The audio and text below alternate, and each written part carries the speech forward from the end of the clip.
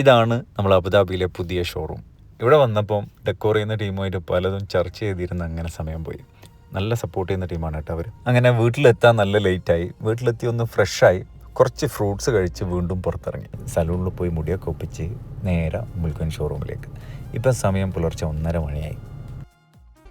അസ്സലാമു അലൈക്കും.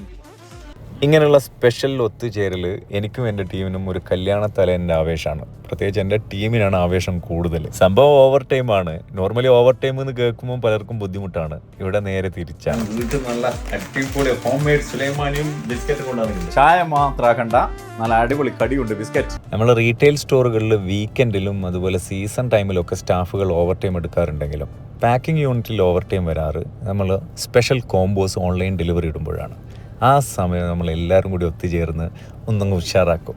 ഒരു ബ്രാൻഡിൻ്റെ അല്ലെങ്കിൽ ഒരു കമ്പനിയുടെ വിജയത്തിന് ഓണർ ചിന്തിക്കുന്നതിനേക്കാളും വൃത്തിയിൽ ചിന്തിക്കുകയും മാനേജ് ചെയ്യുകയും ചെയ്യുന്ന സ്റ്റാഫിനെ കിട്ടുക എന്ന് പറയുന്നത് ആ സ്ഥാപനത്തിൻ്റെ ഏറ്റവും വലിയ ലക്കാണെന്നാണ് ഞാൻ വിശ്വസിക്കുന്നത്. ആ ഒരു വിഷയത്തിൽ എൻ്റെ ബ്രാൻഡിനും എനിക്കും ഭയങ്കര ഹൈറാണ്, അൽഹംദുലില്ലാ. അതുകൊണ്ട് തന്നെ ഈ ഒരു ബ്രാൻഡിൻ്റെ ഓരോ കോർണറുകളും ഓരോരുത്തർ കൈകാര്യം ചെയ്യുന്നു. ഞങ്ങൾ എല്ലാവരും ഒരു ടീമായിട്ട് വർക്ക് ചെയ്യുന്നു. അവരോടൊപ്പം അവരിൽ ഒരാളായി ജോലി ചെയ്യുമ്പോൾ കിട്ടുന്ന ഒരു സന്തോഷം അത് വേറെ ലെവലാണ്. പാക്കിംഗ് ഒക്കെ കഴിഞ്ഞ് പുലർച്ചെ ഞാൻ വീട്ടിലേക്ക് തിരിച്ചു.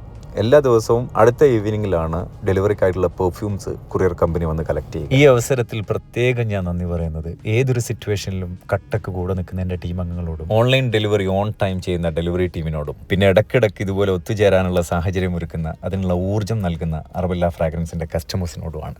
ഒരുപാട് നന്ദിയുണ്ട്. Thank you so much.